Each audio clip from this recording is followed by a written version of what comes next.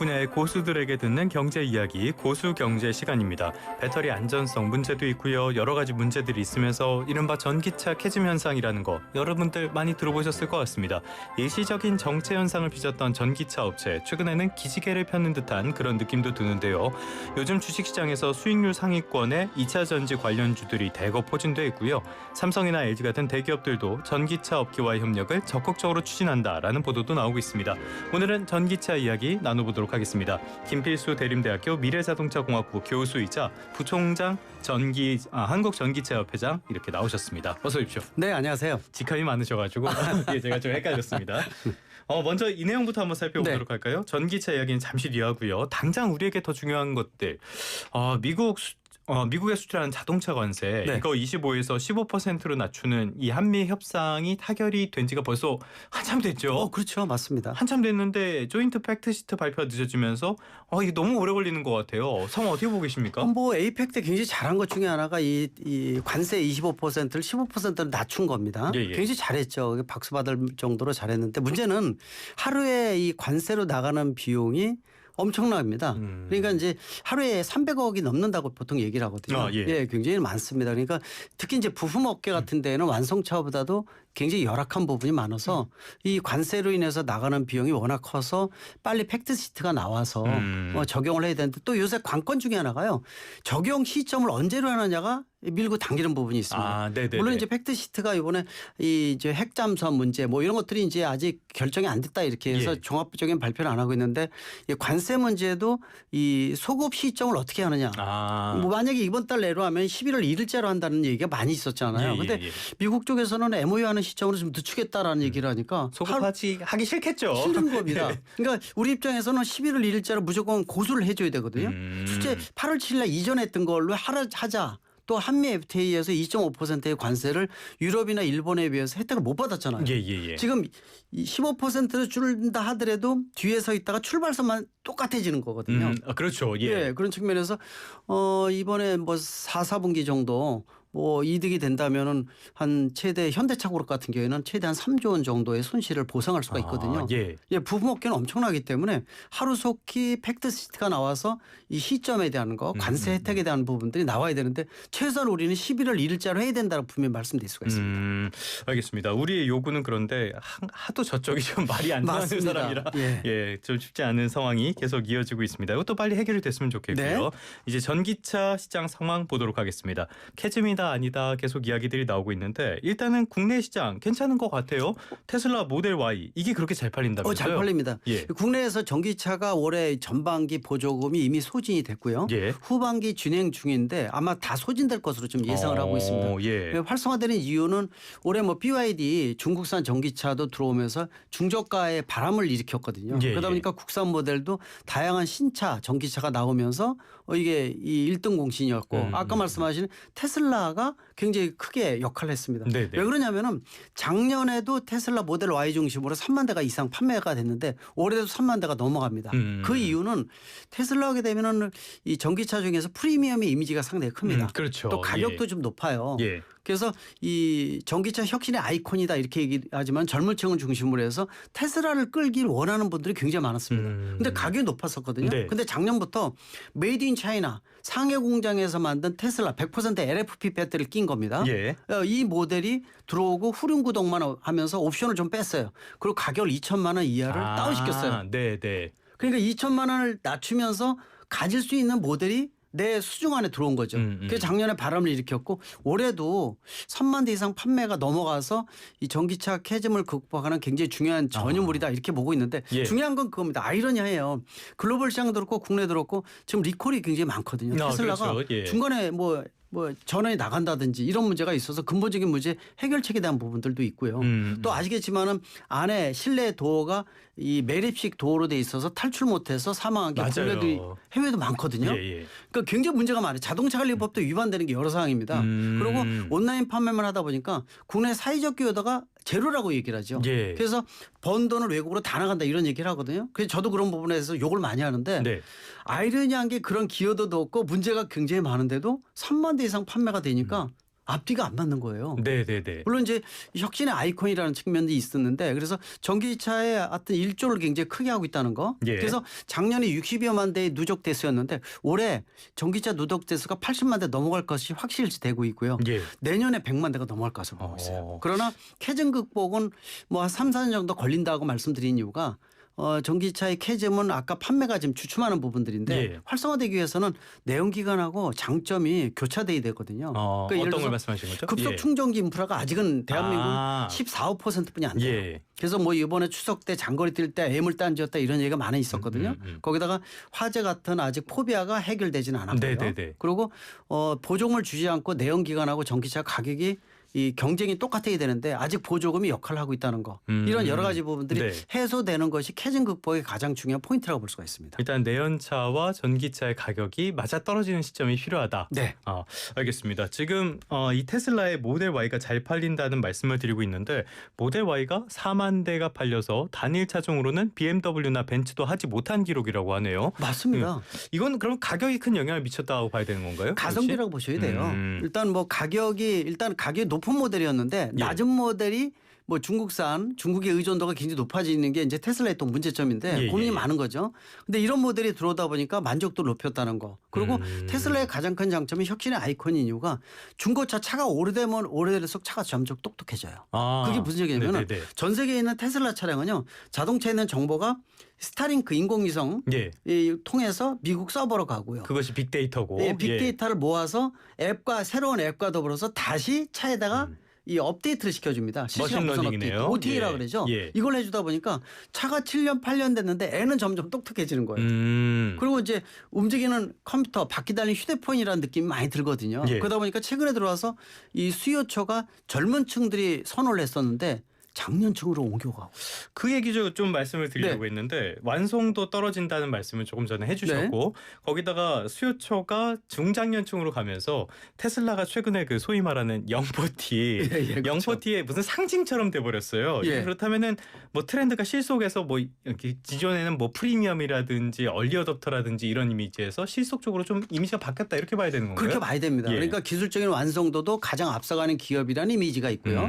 또 처음에 전기차 제작사, 자동차 제작사가 아니었거든요. 전기차 제작사로서 프리미엄급을 지향을 했는데 그 부분들이 글로벌 시장에서 자리매김하면서 갖고 싶은 차의 이미지를 줬다는 거죠. 그러면서 가격이 떨어지다 보니까 만족도가 굉장히 높아졌다는 거. 뭐 이 부분들이 가장 중요한 포인트인데 물론 디자인 측면에서는 큰 변화가 없어요. 사이버 트럭까지 5가지뿐이 없거든요.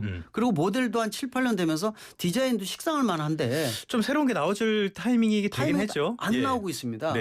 뭐 요새 모델 2라든지 뭐 이런 얘기도 많이 나오고 있거든요. 나오고 있는데 사이버 트럭도 생각 이상으로 생산이 안 되고 있고 망했죠, 솔직히. 망했죠.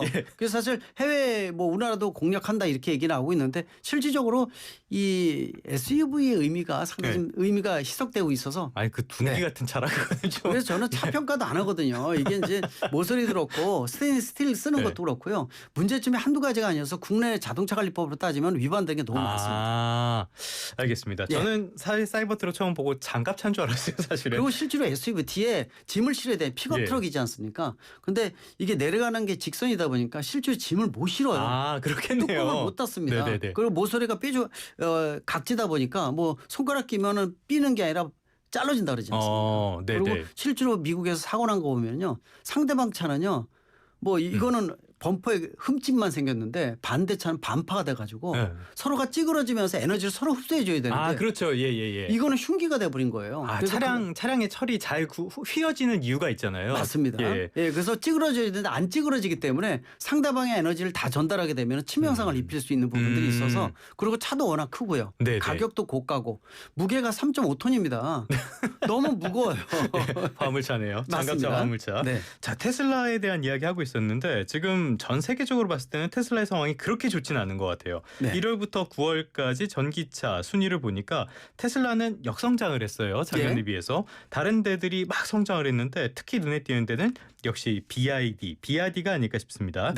BYD 우리나라에서도 뭐 출시 8개월 만에 2,000대를 팔렸다 이런 평가가 나오고 있는데 실제로 잘 팔리는 중입니까? 판매가 잘 되고 있어요. 그러니까 처음에 뭐 이 글로벌 시장에서 가장 많이 판매된 모델 아토3라고 그랬죠. 네. 이 모델을 국내에 들어와서 이 올해 중반기쯤부터 판매를 했는데 일본 같은 다른 선진국 대비해서 1,000만 원 이상을 저렴하게 했습니다. 그러니까 이제 이 BYD 본사에서 대한민국 그 시장은 크지 않지만 테스트베드로서 선진 시장 중에 가장 까다로운 시장이거든요. 그러니까 이 대한민국 시장을 게이트웨이 관문으로 활용을 해서 여기서 입증이 되면 글로벌 시장에 자신감을 얻는다라고 해서 이 비용이 남지 않아도 팔어라고 해서 아토3가 됐는데 아토3가 판매가 잘 됐었고요. 물론 이제 AS라든지 센터나 이런 문제도 있었고 그 이외에 뭐 C라든지 C 라이언 7 같은 거 지금 C 라이언 7 같은 경우에는요. 보조금이 책정이 안 됐는데 이거 예상을 해서 선지급을 해주고 있어요. 네. 비용을 뭐 1,000만 원, 1,500만 원 싸게요. 그냥 지급을 해주고 있습니다. 거기다 이제 내년에가 이제 가장 저렴한 모델 돌핀이라는 모델이 내년에 보조금 받으면은 1,900만 원대. 2천만 원이 안 되네요. 미만대고 400km 이상 주행한다.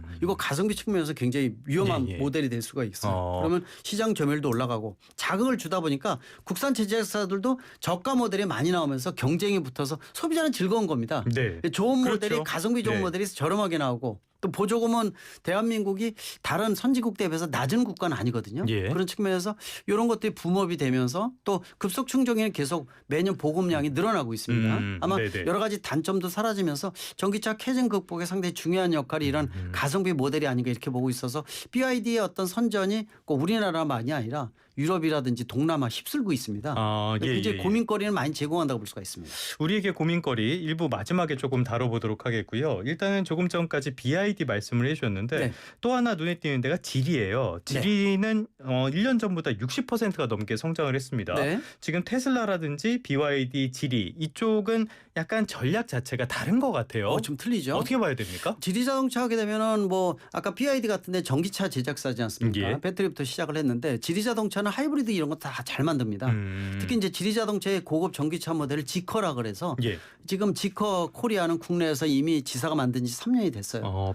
아직 팔지는 않습니까? 팔지는 않는데 내년에는 거의 들어올 게 확실히 되고 있어요. 뭐 샤오펑이라든지 다른 모델들도 지금 BYD의 어떤 전례를 보면서 지금 모델을 선정을 한다 이렇게 보시면 될 것 같고 그래서 내년에 역할을 한다는 건데 아까 말씀하신 대로 테슬라 같은 데는 고급 프리미엄 이미지에서 테크 기업으로서의 이미지가 강조돼서 또 갖고 싶은 차의 이미지를 많이 줬거든요. 그런데 BYD나 이런 모델들은 가성비로 전략적으로 현재 모델 하면서 대량 생산하고 가격을 낮추는 가성비 모델이라는 측면에서 좀 방향성은 약간 틀리다 이렇게 보고 있는데 결국은 하나로 귀결될 거예요. 소비자의 취향은 그거거든요. 품질 좋으면서 가격 싼 거. 그럼요. 당연하죠. 그거야. 제가 항상 중고차 뭐 시장에 대한 거 정책 이런 것들 말씀드리는데 저한테 중고차 부탁할 때 제일 얄미운 사람이 싸고 좋은 중고차. 싸면 나쁜데 싸고 좋은 중고차 있죠. 이걸 욕을 해요. 근데 우리나라 소비자의 한 측면을 단면을 얘기를 하는 얘기가 그 얘기거든요. 그러니까 전기차도 가성비 좋고 품질 좋은 거. 이 모델로 귀결되고 가고 있다. 테슬라도 그쪽으로 가고 있고 BYD도 품질 높이면서 가성비 쪽으로 가고 있다 이렇게 볼 수가 있습니다. 세상 모든 사람들은 싸고 좋은 걸 좋아하긴 합니다. 거저주면 더 좋은 거. 그런데 싸고 좋은 것들이 별로 없고 보통 싼 거는 싼 이유가 있다는 게 제일 큰 문제겠죠. 중고차인 경우에도 정상적인 가격에 좋은 차. 근데 그런 것들이 있어요. 발품을 많이 팔면 또 나와요. 발품 팔면 나옵니다. 그래서 중고차 바로 구입하지 마시고 한두 달 전에 모델 잡아서 선정을 하면은요. 진짜 좋은 차 선정할 수가 있습니다. 알겠습니다. 이런 것들은 전문가들에게 많은 조언을 받아보시면 좋을 것 같고요. 그런데 지금까지 중국 전기차들의 부상에 대해서 이야기를 했는데요. 이 배경을 보자면은 중국 내부에서 워낙 자동차들이 과잉 생산이 이루어지고 있기 때문에 이런 것들이 밖으로 나오는 것들이 어떤 원동력이 되는 것이 아니냐라는 분석도 있거든요. 실제로 그렇습니다. 어떻게 보십니까? 중국 전기차는 이 선진국 다른 국가 대비해서 10년 먼저 했습니다. 내용 기간이 이제 이 원천 기술 확보를 불가능하다 보니까 또 이제 상해나 북경에 대한 환경 오염원도 있었고 이유가 여러 가지가 있습니다. 그런데 처음에 중국 전기차 업체가 네거티브 정책으로 활성화하면서 1,000개였어요. 근데 한 개 한 개의 제작사가 몇백 대가 아니라 몇천 대 이상 만드는 게 1,000개였습니다. 그게 500개, 200개, 100개로 줄어들어서요.